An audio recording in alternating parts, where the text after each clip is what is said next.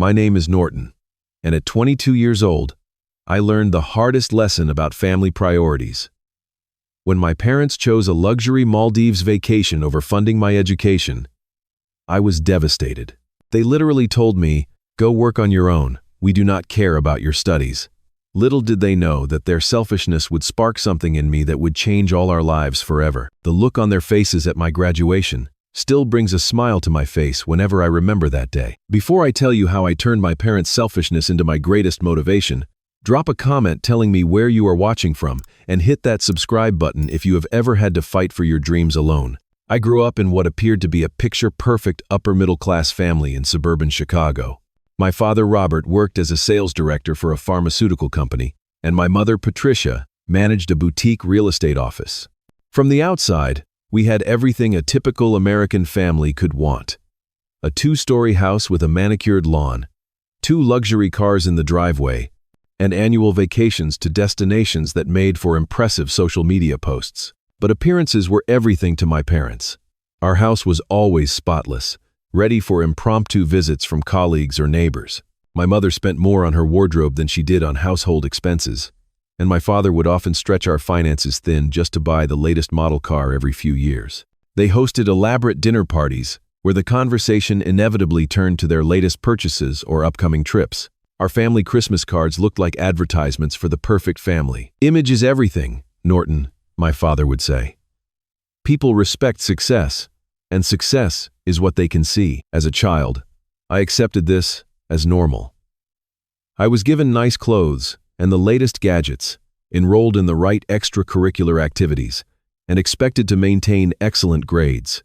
Not because education was valued for its own sake, but because my academic achievements were another status symbol for my parents to display. "Our son is at the top of his class," my mother would boast to her friends at lunch, though she rarely asked me about what I was actually learning. Despite their superficial approach to parenting, I genuinely loved learning.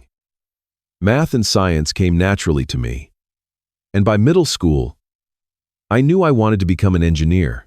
I would spend hours building elaborate structures with whatever materials I could find, and later, designing them on computer programs. My parents seemed supportive, not because they understood my passion, but because engineering was a respectable profession that would maintain our family's social standing. "Engineers make good money," my father would say. "You will be able to afford a nice life, just like we have given you." Throughout high school, I maintained a 4.0 GPA, participated in robotics club, and won several regional science competitions. My teachers encouraged me to apply to top engineering programs, and I set my sights on some prestigious universities. When I expressed concern about the cost, my parents always waved away my worries. "We have been saving for your college fund since you were born," my mother assured me. "You just focus on getting into a good school. We will take care of the rest." I believed them, even though there were signs I should have questioned. When my friends' parents took them on college tours, mine were too busy. When financial aid workshops were held at school, they never attended. I filled out my own applications, wrote my own essays, and researched programs without their input. Still, I trusted their promise about finances. It was during my junior year that I began to notice the disconnect between my parents' promises and reality. They bought a new boat they rarely used, renovated our already updated kitchen, and took a 2-week trip to Europe while I stayed home with my grandmother. Meanwhile, whenever I brought up specific colleges or tuition costs, the conversation would quickly shift to another topic. "We will figure all that out when the time comes," my father would say. "You worry too much, just like your grandmother." By senior year, I had a growing suspicion that my parents' priorities did not include my future education. While my friends' families were having serious discussions about college finances, mine continued their pattern of vague assurances. I started researching scholarships on my own and picked up a weekend job at the local hardware store, just in case. The contrast between my parents and those of my closest friend, Marcus, was stark. His parents were teachers with a much more modest income than mine, yet they had diligently saved for his education and were transparent about what they could afford. They attended every school event and asked thoughtful questions about his college plans. I found myself envying their genuine support. even if they could not offer the material comforts my parents provided. As college application season reached its peak, I submitted applications to 7 universities, including my top choice for engineering. I qualified for some merit scholarships based on my academics, but most of the prestigious programs I was aiming for would still require significant financial investment. Through it all, my parents maintained their casual attitude, assuring me that everything would work out. "You are our only child," my mother said, during a rare moment of apparent sincerity. "Of course we want the best for you. We would never let you down." I wanted to believe her. I needed to believe her. But the knot in my stomach told me otherwise. March of my senior year arrived with a string of acceptance letters.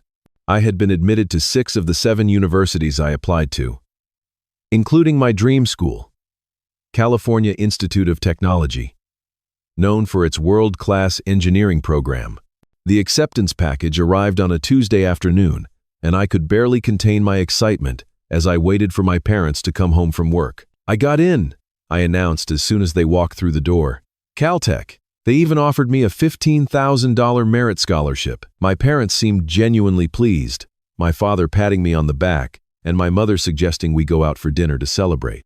That evening at Giovanni's, my father's favorite Italian restaurant, they ordered champagne and toasted to my success. "We always knew you could do it," my father said, raising his glass. "Our son, the future engineer, we are so proud of you," my mother added, her diamond bracelet catching the light as she reached for my hand. "This calls for a special celebration." Over pasta and tiramisu, they once again assured me that they had my college fund ready. My father even mentioned specific numbers, saying they had set aside more than enough to cover the remaining tuition after my scholarship. I felt a wave of relief wash over me. Maybe I had been wrong to doubt them. "When should we start looking at the financial aid paperwork?" I asked, wanting to lock in the details while they were in such a generous mood. "Oh, there is plenty of time for all that boring paperwork," my mother said with a dismissive wave. "Let us just enjoy tonight." A week later, I came home from school earlier than usual after track practice was canceled. The house was quiet, and I assumed no one was home until I heard my parents' voices coming from their bedroom. Not wanting to interrupt what sounded like an intense conversation, I paused in the hallway. "He does not need to know the specifics," my father was saying. "We will figure something out before fall." "But what if he finds out about the Maldives trip?" my mother replied.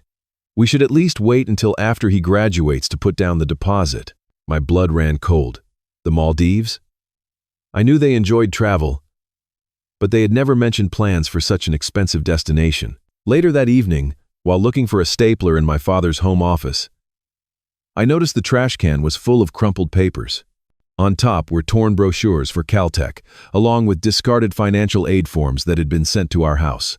With a growing sense of dread, I dug deeper and found a printed confirmation for a $30,000 vacation package to the Maldives, dated for July, 2 months after my graduation. The next morning, I confronted them at breakfast. My hands shook as I placed the crumpled confirmation on the kitchen table. "Is this why you have been avoiding talking about my college tuition?" I asked, struggling to keep my voice steady.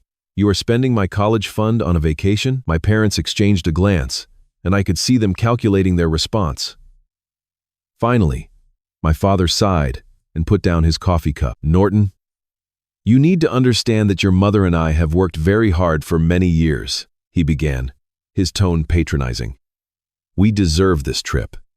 It is a once-in-a-lifetime experience." "But what about my college?" I asked, incredulous. "You both promised you have been saving for it my entire life." "Well, plans change," my mother said, not quite meeting my eyes. "Besides, you are smart. You can get more scholarships or student loans like other kids, or maybe take a gap year and work." "But you promised," I repeated, my voice barely above a whisper. "I turned down other scholarships because you said you would cover Caltech." My father's expression hardened. "Nobody promised you anything in writing, Norton. This is the real world. Your mother and I have sacrificed enough for you over the years. It is time you learned to stand on your own 2 feet. Go work on your own," my mother added, her voice suddenly cold. We do not care about your studies as much as you think we should. There are other things in life, besides college. I stood there, stunned into silence. The parents who had always emphasized appearances, who had bragged about my accomplishments to their friends, who had promised to support my education were now telling me I was on my own. And for what? A 2-week vacation in luxury beach villas. You have always been too serious anyway, my mother continued, reaching for her designer handbag. Maybe working for a while will help you loosen up a bit. I retreated to my room, closing the door quietly behind me. The betrayal was so complete, so unexpected despite all the warning signs I had ignored, that I could not even cry. I sat on my bed, staring at the wall covered with academic awards and engineering competition certificates, and felt utterly alone. Over the next few days, I cycled through disbelief, anger, and heartbreak. My parents carried on as if nothing had happened, discussing their upcoming vacation plans at dinner while I pushed food around my plate. When relatives called to congratulate me on my acceptance, they would beam proudly and hand me the phone, maintaining the facade of supportive parents. Of course, we are helping Norton with college. I overheard my mother telling her sister on the phone. We have always prioritized his education. The lie was so brazen that I almost laughed. Almost. When I tried one last time to reason with them, pointing out that their vacation cost more than a year of my tuition, my father exploded. Enough, he shouted. This discussion is over. You are an adult now, Norton. It is time you stopped expecting handouts and figured out your own life. That night, alone in my room, I made a decision. I would go to college somehow, with or without their help. I would not give up on my dreams because my parents had given up on me. The path forward was unclear and terrifying, but the alternative, giving up, was unthinkable. I allowed myself one night to grieve the parents I thought I had and the support I had counted on. By morning, anger and determination had replaced my despair. They had made their choice. Now I would make mine. The next morning, I woke up with a clarity I had never experienced before. If I wanted to attend Caltech, I would have to make it happen on my own. I grabbed my laptop and began researching every possible financial option. The $15,000 merit scholarship I had already secured would cover less than a quarter of the annual costs. I would need to find a way to come up with the rest. My first step was to contact the financial aid office at Caltech. I explained my situation, leaving out the more painful details, and simply stating that my parents would not be contributing to my education. The sympathetic advisor walked me through additional aid options. But even with the maximum federal loans and work-study programs, I was still looking at a significant shortfall. Have you considered deferring for a year to work and save? She suggested gently. The thought of delaying my education was painful, but I kept it as a backup plan. Instead, I threw myself into scholarship applications with a desperate intensity. I stayed up until 2 or 3 in the morning most nights, writing essays, gathering recommendations, and submitting applications to every program I qualified for. My grades began to slip slightly as I balanced school with this new part-time job of finding money. Meanwhile, I increased my hours at the hardware store and took on a second job delivering pizzas 4 nights a week. My social life disappeared almost entirely. When friends invited me out, I would calculate the cost of the movie or meal against how many hours of work it represented, and almost always declined. By graduation, I had secured an additional $7,000 in smaller scholarships and saved nearly $5,000 from my jobs. It still was not enough, but I had decided to accept the Caltech offer anyway, figuring I would find a way to make it work once I got there. My parents attended my high school graduation ceremony. Of course, appearances were still paramount. They gave me a card with $200 and a generic message about being proud. They did not mention college or their upcoming vacation, and I did not bring it up. We had reached an unspoken stalemate, living in the same house, but in different realities. Summer was a blur of work. I picked up a third job as a tutor for high school students preparing for the SAT, which paid well but required evening hours after my other jobs. I slept an average of 5 hours a night and existed on coffee and cheap fast food.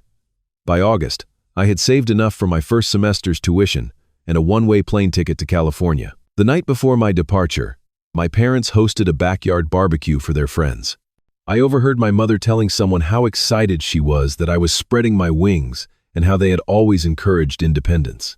I stayed in my room packing, too exhausted and resentful to confront their hypocrisy one last time. My first semester at Caltech was the hardest period of my life. The academic demands were intense, and unlike many of my classmates, I could not focus solely on my studies.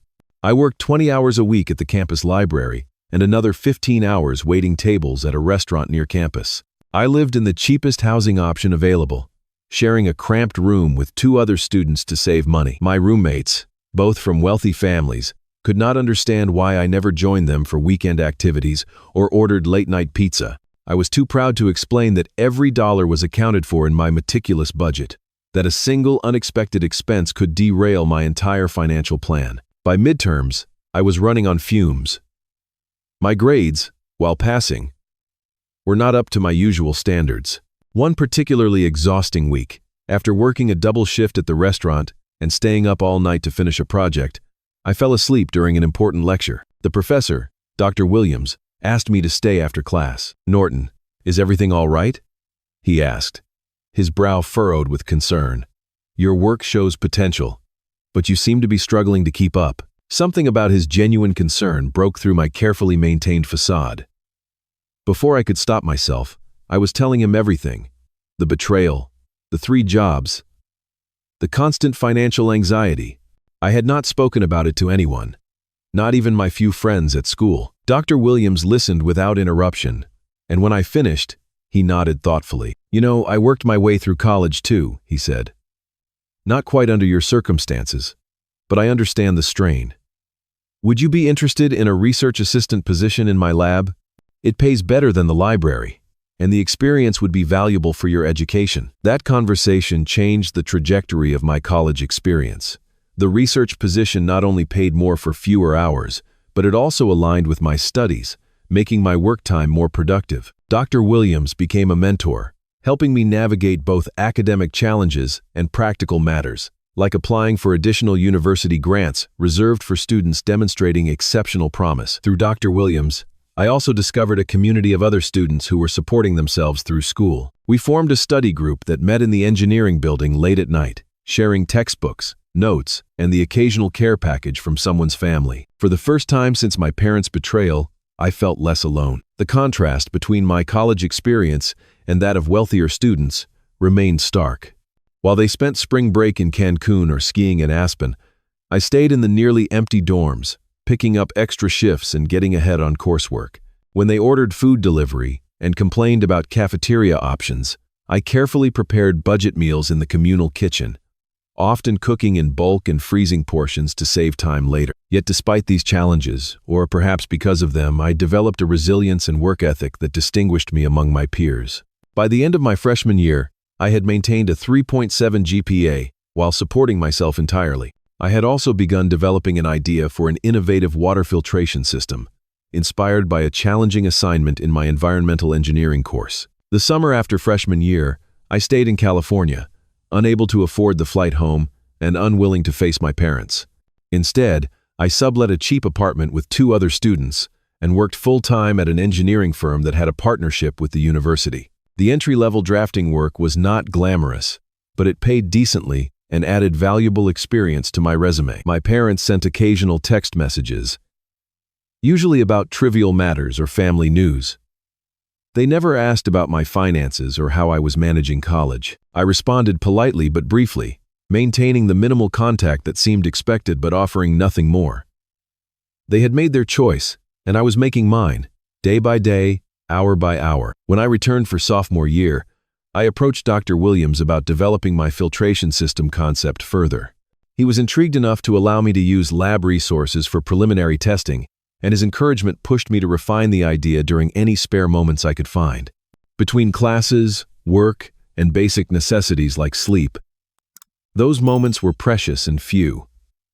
But the project became a source of purpose beyond mere survival. My parents called on my 20th birthday, sounding cheerful and completely oblivious to the reality of my situation. "We are thinking of visiting California this spring," my mother said brightly. "Perhaps we could come see your campus." That would not work for me. I replied, surprised by how steady my voice remained. My schedule is very full, with classes and work. Work? Are you still doing that? She asked, sounding genuinely confused. Surely you have figured out your finances by now. The conversation confirmed what I already knew. They lived in a reality entirely disconnected from mine. In their world, my financial struggles were a temporary inconvenience that would somehow resolve itself without their help. In my world, every semester was a battle won through exhausting work and constant sacrifice. I hung up feeling strangely empowered. I no longer needed their approval or understanding. I was building my own life. One difficult day at a time. Midway through my junior year, everything changed. I had continued developing my water filtration project, gradually improving its efficiency and reducing its manufacturing cost. What had begun as a class assignment had evolved into an innovative system that used a novel combination of natural materials to remove contaminants from water at a fraction of the energy cost of conventional methods. Dr. Williams had taken a keen interest in my work, occasionally providing resources from departmental funds and connecting me with other faculty members who might offer insights. During one lab demonstration, he invited Professor Chen from the entrepreneurship program to observe. "This is remarkable work for an undergraduate," Professor Chen said after I explained the system's components. "Have you considered the commercial applications?" I admitted that I had been so focused on the technical aspects that I had not thought much about commercial potential. My goal had been creating something functional and affordable for developing regions with water quality issues. "That is precisely why it has commercial potential," she explained. "Current systems are either too expensive for widespread use in developing areas or too energy-intensive for sustainable operation. Your approach addresses both problems." Professor Chen invited me to present my project at the university's annual Innovation Showcase, where students could display their work to faculty, alumni, and potential investors. The event was still 2 months away, giving me time to refine my prototype and prepare a presentation. Those 2 months were a whirlwind of activity. I cut back slightly on my work hours, making the difficult decision to take out an additional small loan to cover the shortfall. Every spare moment went into perfecting the filtration system and creating clear, compelling materials to explain its benefits. Professor Chen met with me weekly, coaching me on how to present technical information to a non-technical audience and helping me understand the business aspects of innovation. The night of the showcase arrived, and I stood nervously beside my display, rehearsing my pitch in my head. My simple prototype, a transparent cylinder showing the filtration layers in action, looked modest compared to the flashy robotics and software projects around me. I wondered if anyone would even stop to look. The first hour was quiet, with a few polite inquiries but no substantial interest. Then a man in a charcoal gray suit approached, watching intently as I demonstrated how water flowed through the system. "Walk me through the cost efficiency again," he said after I finished my standard explanation. I detailed the numbers I had calculated, explaining how the materials could be sourced locally in many regions and how the design eliminated the need for expensive components or high-energy inputs. "And you developed this entirely on your own?" he asked. "Yes, sir," I replied. With some guidance from my professors, he handed me his business card. "Marcus Harrington, Aquatech Solutions. We specialize in water infrastructure for developing markets. I would like to discuss this further. Are you available for a meeting next week?" I stared at the card, momentarily speechless. Aquatech was a respected mid-sized company known for its innovative approach to water challenges in Africa and Southeast Asia. "Absolutely," I managed to reply. "I can make myself available whenever works for you." As Marcus walked away, Professor Chen appeared at my side, grinning widely. "I saw that," she said. "Marcus does not waste time on projects without potential. This could be big, Norton." The meeting with Marcus the following week exceeded all my expectations. After a detailed discussion of my system's technology, he made an unexpected proposal. Aquatech wanted to develop my filtration system into a commercial product, with me as a partner in the process. They would provide funding for further research and development, a small salary so I could reduce my other work hours, and most surprisingly, a percentage of future profits if the product succeeded. "We believe in investing in innovators, not just innovations," Marcus explained. "Your approach to this problem shows the kind of thinking we value." I signed the initial agreement that day, my hand trembling slightly as I wrote my name. The immediate research stipend was enough to cover my remaining college expenses, eliminating the need for my multiple jobs for the first time since I had started at Caltech. That night, I sat on my bed in the quiet dorm room, trying to process what had happened. In a single day, my financial worries had disappeared, and my academic project had become a potential career path. I thought about calling my parents to share the news, but something held me back. This victory was mine alone, achieved despite their abandonment, not because of their support. Instead, I called Dr. Williams, who had been the closest thing to a parent figure in my college years.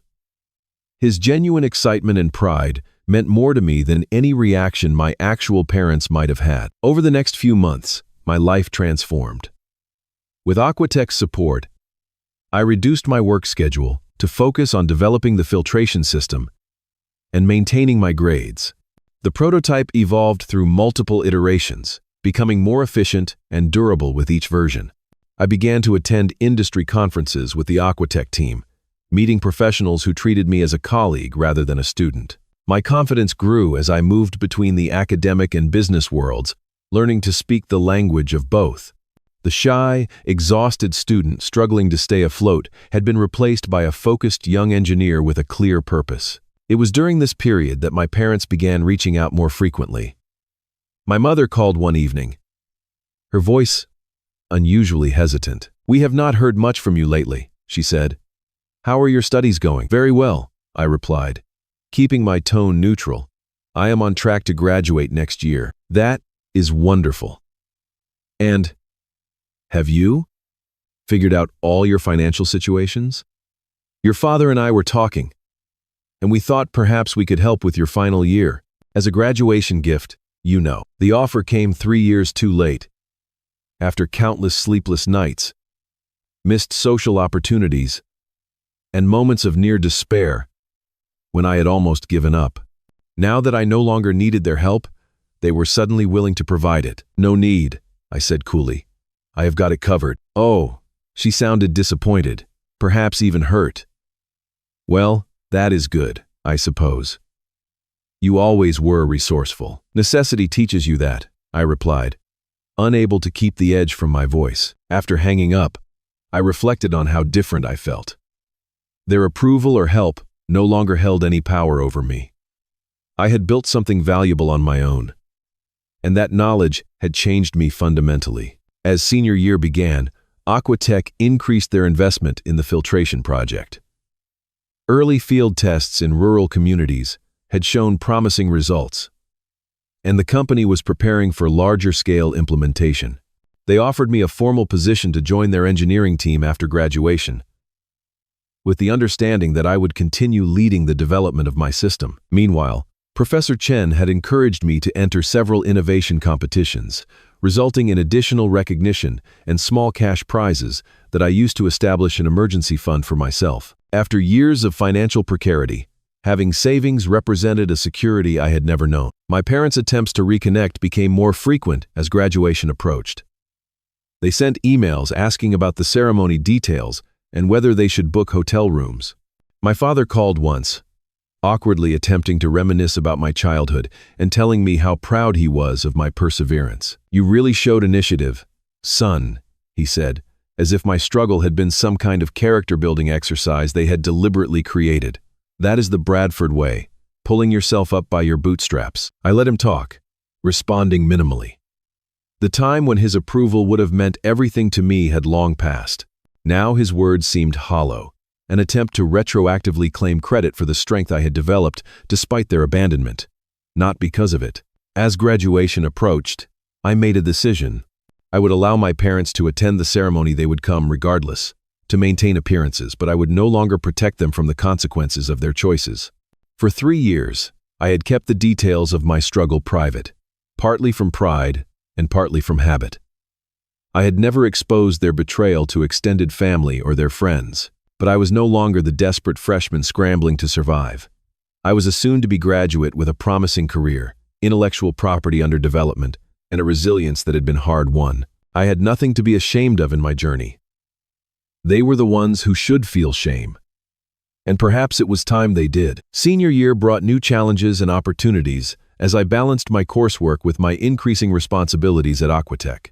The company had formally registered a patent for my filtration system, with my name as the primary inventor, a milestone that felt surreal when I received the official documentation. Marcus had introduced me to the company's leadership team, and I was now participating in strategic discussions about bringing the technology to market. The commercial version of my system was being designed for two distinct applications: a larger community-scale unit for villages and small towns, and a compact household version for individual families. "Your design is elegant because it scales so well," the chief technical officer told me during one meeting. "The same principles work at both levels, which simplifies manufacturing and maintenance training." I had also assembled a small team of fellow students to help with the final development phase, providing them with paid internships through Aquatech. Leading this team taught me management skills I had never expected to need so early in my career, and I discovered I had a talent for bringing out the best in others. Perhaps the experience of having worked so many different jobs had given me insight into effective leadership. My academic performance had strengthened now that I could focus properly on my studies, and I was on track to graduate with honors. Dr. Williams had encouraged me to consider graduate school, but I had decided to commit to Aquatech full-time after graduation, with the company offering to support part-time advanced studies if I chose to pursue them later. "You have a rare opportunity to see your innovation make a real-world impact immediately," Dr. Williams acknowledged when I discussed my decision with him. "That is something many engineers work their entire careers hoping to achieve." As news of my work spread through the university, I began receiving recognition I had never sought. The engineering department featured my project in their newsletter, and the university president mentioned my entrepreneurial success story in a speech to donors. Suddenly, professors who had barely noticed me were stopping me on campus to chat, and students I did not know were asking about my project. The attention was disorienting after years of working in relative obscurity, focused solely on survival and my studies. I remained reserved in most of these interactions, politely answering questions but volunteering little about my personal journey. The habit of self-reliance was too deeply ingrained to easily share my story with casual acquaintances. It was during this period of growing professional success that my parents began making more determined efforts to reconnect. My mother sent care packages I did not need, filled with expensive snacks and brand-name clothing. My father called with awkward questions about my business venture, as he called it, clearly fishing for details he could share with his colleagues. "Your mother and I always knew you had an entrepreneurial spirit," he said during one call. "You get that from my side of the family, you know." Their sudden interest in my life felt hollow after years of absence. They had made no acknowledgement of their betrayal, offered no apology for abandoning me financially, and seemed to genuinely believe they could simply resume a normal parent-child relationship now that I was successful. During a video call in early spring, my mother mentioned their plans to attend my graduation. "We have already booked the presidential suite at the Langham in Pasadena," she said, naming one of the most expensive hotels in the area. "We are planning a big dinner after the ceremony. Is there a nice restaurant you would recommend? We want to celebrate properly." The contrast between their lavish plans and my memory of working double shifts to pay for textbooks was so stark it was almost laughable. "I will be quite busy with department events," I replied neutrally. "And I have commitments with my research advisors and the company I am working with." "Well, surely you can make time for your parents," she said, a hint of irritation breaking through her cheerful facade. "We are coming all this way for you." I did not point out that all this way was a journey they could have made at any point during my college years had they actually been interested in my life. Instead, I simply said I would see what I could do, making no promises. As graduation approached, Aquatech surprised me with news that further transformed my future. The company had received a substantial acquisition offer from a larger international corporation that wanted our water technology for their global development initiatives. The deal included generous terms for existing stakeholders, including me as the technology's inventor. "This means your profit-sharing agreement just became much more valuable," Marcus explained during a private meeting. "You are looking at a 7-figure payout once the deal closes, with ongoing royalties." I sat in stunned silence, trying to process the information. The amount he mentioned was more money than I had ever imagined having, especially at 22. After years of counting every dollar, of working until exhaustion, of never buying anything that was not absolutely necessary, the concept of financial security still felt foreign. "What should I do with it?" I asked, genuinely at a loss. Marcus smiled. That is entirely up to you. But if you want my advice, set aside some for yourself, a reasonable apartment, maybe a reliable car, an emergency fund. Invest the rest. You are young, and that money can grow significantly over time if handled wisely. The acquisition deal was set to be announced publicly the week after graduation. I decided to keep this information private for now, especially from my parents. Their sudden renewed interest in my life already seemed suspiciously timed with my modest success.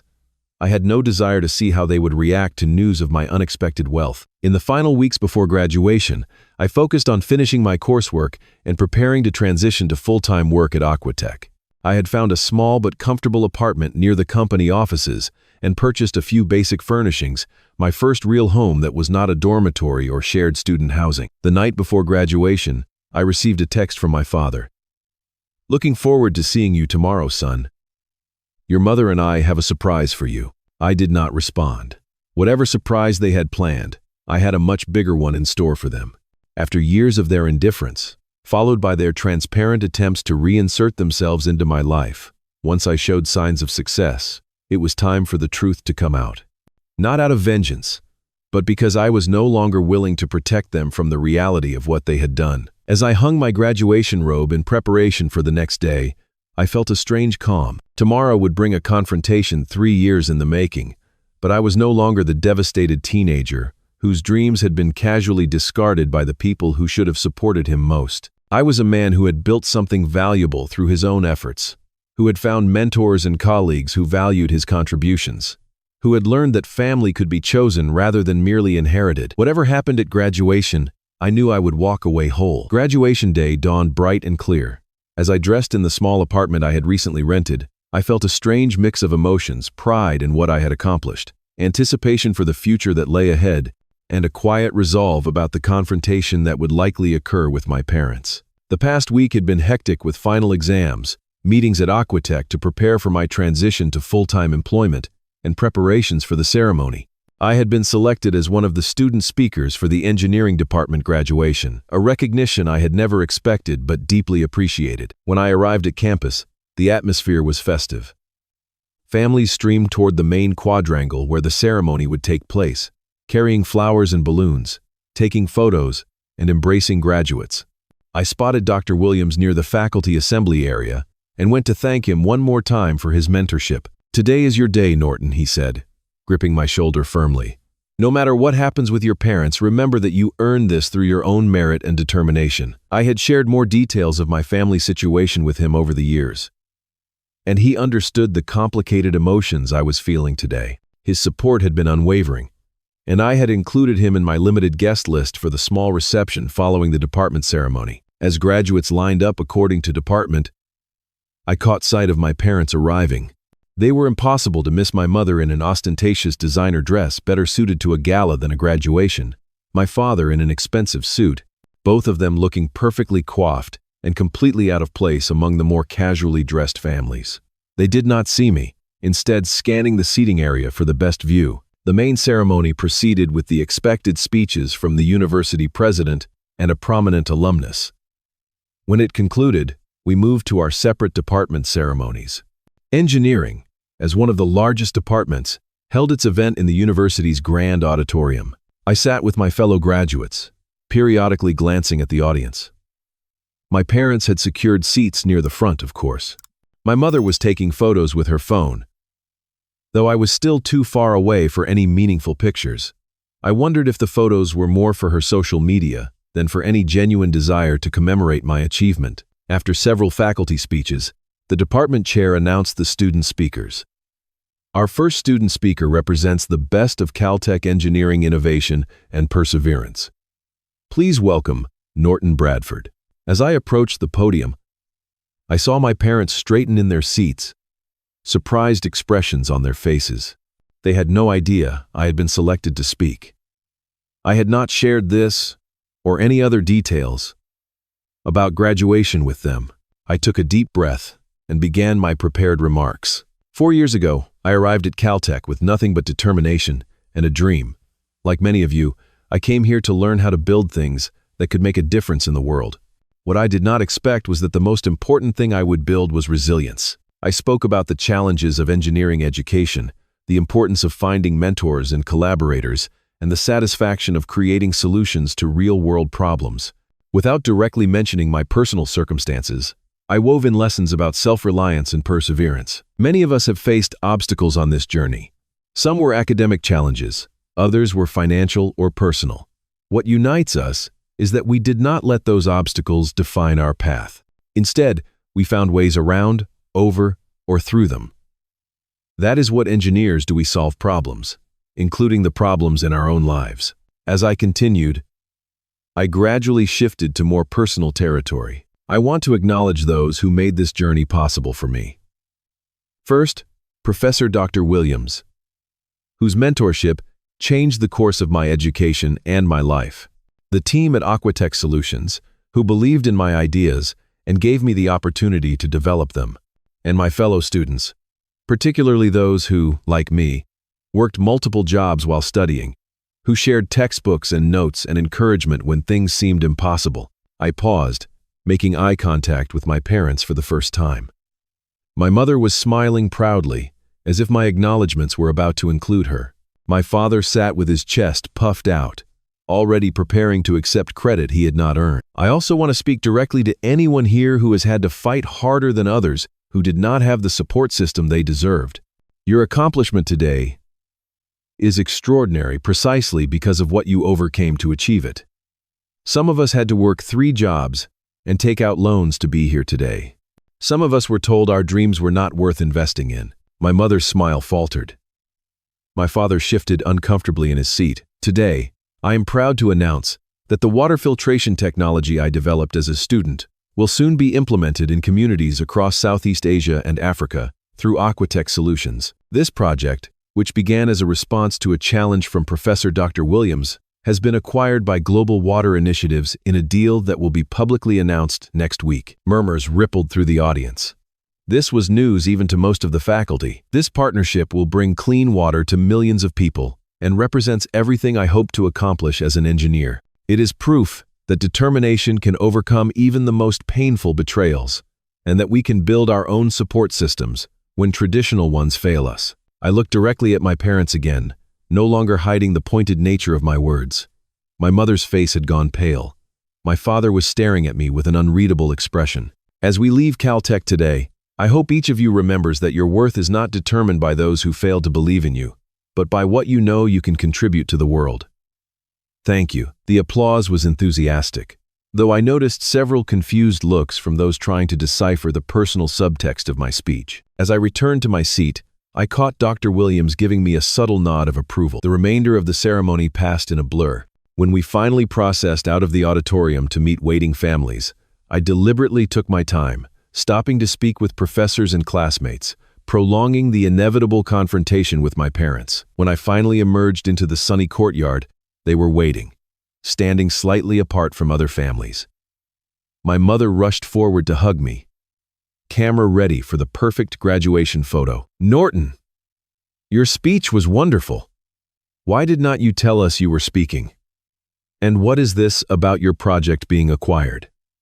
You have been keeping secrets from us. I accepted her hug stiffly, then stepped back. It did not seem important to share the details with you. You have not been interested in the specifics of my education or work. Until very recently, my father approached, hand extended for a firm handshake. Son, we are incredibly proud of you. I always knew you had the Bradford business sense. An acquisition deal. That is remarkable. We should discuss how to handle the financial aspects. I have some excellent investment contacts. I shook his hand briefly. The financial details are already arranged. Thank you. Marcus Harrington, my mentor at Aquatech, has connected me with their financial advisors. Well, I am sure they are competent. But family advice is always valuable. He persisted. How much are we talking about with this acquisition? Of course, that would be his first question. Not about the technology itself, not about the communities it would help, but about the dollar amount. That is confidential until the public announcement, I replied. but it is substantial enough to cover all my student loans and establish me very comfortably." My mother's eyes widened.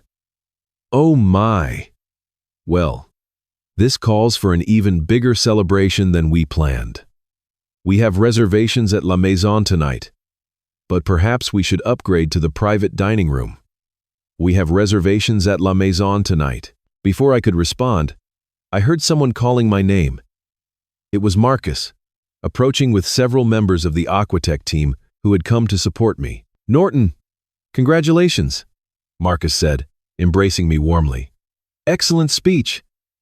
Dr. Williams told us you would be speaking, so we made sure to arrive in time." My mother immediately switched into networking mode, extending her hand to Marcus. "You must be from the company Norton mentioned. I am Patricia Bradford, his mother. We are so proud of how we raised him to be innovative and hardworking." Marcus glanced at me, clearly noticing my discomfort. "Yes. Norton has mentioned his upbringing. He has quite a remarkable story of self-sufficiency. Did you know he was working 3 jobs during his first year here? I do not know many students who could maintain his GPA under those circumstances." My mother's smile faltered slightly. 3 jobs? Well, we always encouraged independence. Yes. Norton has told us how he put himself through college entirely on his own," Marcus continued pleasantly. "That kind of determination is exactly why we invested in him and his technology. When he explained how he had managed to develop his filtration system while working to pay his tuition, we knew he was someone special." My father attempted to regain control of the narrative. "Well, we always believed in teaching self-reliance. Norton comes from a family that values making your own way in the world." Dr. Williams had joined our group and chose this moment to interject. "Indeed. Norton has made his own way quite impressively. I remember when he first came to my office, exhausted from working double shifts to pay for his textbooks. Most students would have given up, but Norton persevered despite having no family support network to fall back on." The pointed comments from both Marcus and Dr. Williams had created an uncomfortable atmosphere. Several of my relatives who had traveled for graduation were now within earshot, including my mother's sister and her husband, who looked confused by the conversation. "No family support?" my aunt asked. "Patricia, you told me you were helping Norton with tuition." My mother flushed. "Well, there were circumstances. They chose to go to the Maldives instead," I said quietly but clearly. "When I got accepted to Caltech, they decided a luxury vacation was more important than the education they had promised to help with my entire life. They told me to go work on my own, that they did not care about my studies." The shocked silence that followed was broken by my father's angry response. "That is hardly fair, Norton. We worked hard for that vacation. We deserved it, after all the years of raising you. And I deserve parents who kept their promises," I replied evenly. "But we do not always get what we deserve. Sometimes, we have to create something better for ourselves." My aunt looked horrified. "Patricia, is this true? You let Norton struggle through college alone while you were posting all those beach photos?" Other relatives were now gathering, drawn by the tension in our conversation. The carefully constructed image my parents had maintained for years was crumbling in real time. "It was not like that," my mother protested weakly. "Norton is exaggerating. We offered to help with his final year. After I no longer needed it, I finished for her. After I had already secured my future through my own efforts. After years of pretending to relatives that you were supporting me, when you were doing nothing of the kind, the reception had become exactly the scene my parents had always feared most. Public exposure of their carefully maintained facade. As the truth emerged through snippets of conversation, their friends and family looked at them with new eyes, reassessing years of boastful stories about their perfect family. My father made one last attempt to salvage the situation. "Norton, this is hardly the time or place for airing family grievances. We came to celebrate your achievement." "No," I said firmly. "You came to claim credit for an achievement that happened despite you, not because of you. I did not invite you here today. I have not needed or wanted your presence in my life since the day you made your priorities clear. I am allowing you to be here only because I am no longer the desperate teenager who had to hide the truth to protect his pride." I do not need to protect anything anymore. With that, I turned to Marcus, Dr. Williams, and the Aquatech team. Shall we head to our reservation? I believe we have a real celebration planned.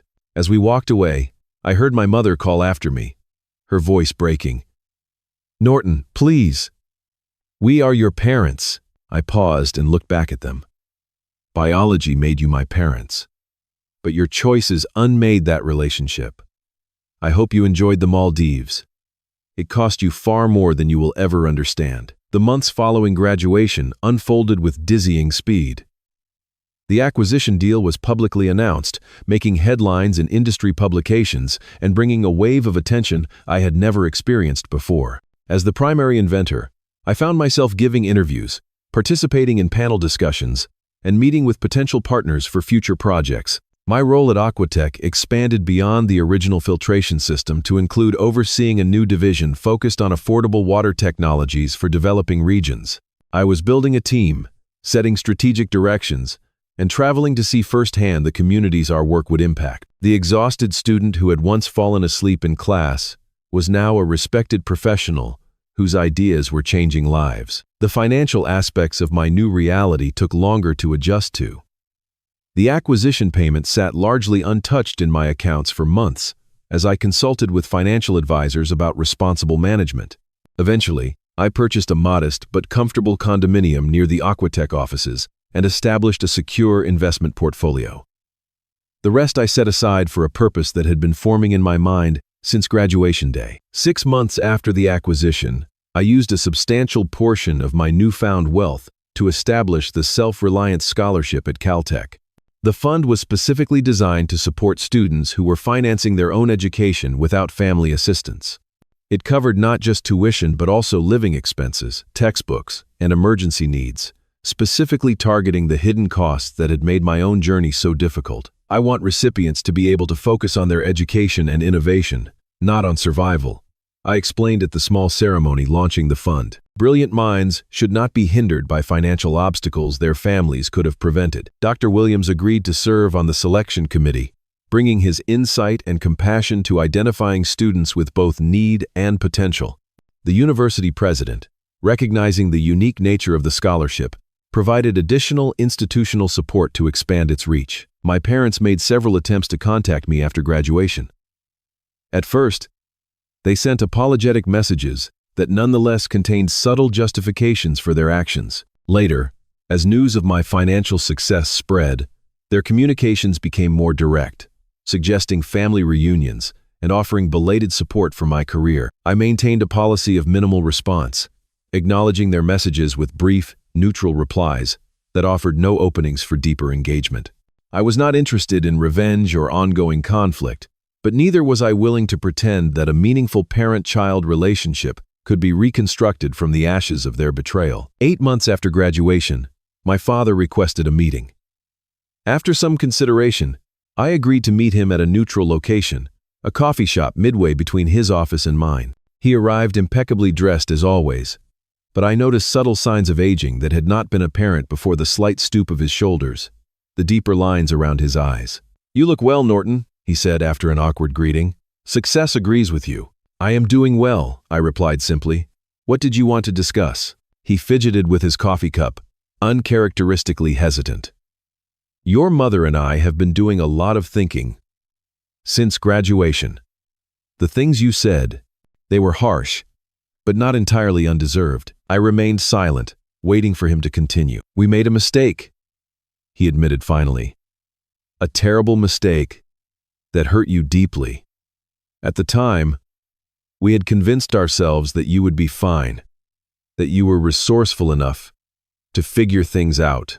We did not understand the magnitude of what we were doing." "You understood," I corrected him quietly.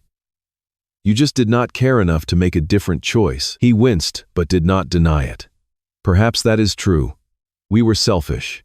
We prioritized our desires over your needs, and there is no excuse for that. I wanted to tell you that we are proud of what you have accomplished, but we take no credit for it. You succeeded in spite of us, not because of us." It was the most honest thing my father had ever said to me, and I acknowledged it with a slight nod. "What do you want from me now?" I asked directly. A chance, he replied. Not to be the parents we should have been that opportunity is gone, but perhaps to be some kind of family moving forward.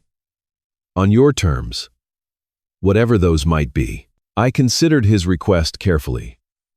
The anger that had once burned so fiercely had cooled over time, replaced by a calm detachment. I no longer needed anything from my parents, neither support nor approval, nor even an apology. This gave me the freedom to decide based solely on what would be healthiest for my own life going forward. I am not interested in pretending we have a close relationship, I told him finally. Too much has happened for that, but I am willing to have occasional contact on a limited basis, with clear boundaries. I outlined those boundaries explicitly. No financial discussions or requests. No taking credit for my accomplishments. No pretense about our past. And no pressure for more involvement than I was willing to give. He accepted these terms with a humility I had never seen in him before. Our relationship, such as it was, proceeded on this basis. Brief phone calls every few months, the occasional email exchange, a holiday card. It was more of a distant acquaintanceship than a father-son bond, but it allowed me to close that chapter without ongoing bitterness. My mother found these limitations harder to accept, still hoping for a Hollywood reconciliation that would erase the past. But eventually, she too adjusted to the new reality. Meanwhile, my life continued to expand in ways I had never anticipated. The filtration systems were being implemented in communities across 3 continents, and I traveled frequently to oversee installations and gather feedback for improvements. I had begun teaching a guest seminar at Caltech on sustainable engineering solutions, paying forward Dr. Williams's mentorship by guiding a new generation of students. I had also built a chosen family of friends, colleagues, and mentors who provided the genuine support and connection that had been missing in my biological family. Weekend dinners with the Aquatech team, hiking trips with fellow engineers, and regular check-ins with Dr. Williams created a network of relationships based on mutual respect and shared values. Through my scholarship program, I met students whose stories echoed my own, young people facing financial abandonment or family indifference while pursuing their education. I became an informal mentor to several of them, offering not just financial support, but also the understanding that comes from shared experience. The scholarship saved my academic career, one recipient told me.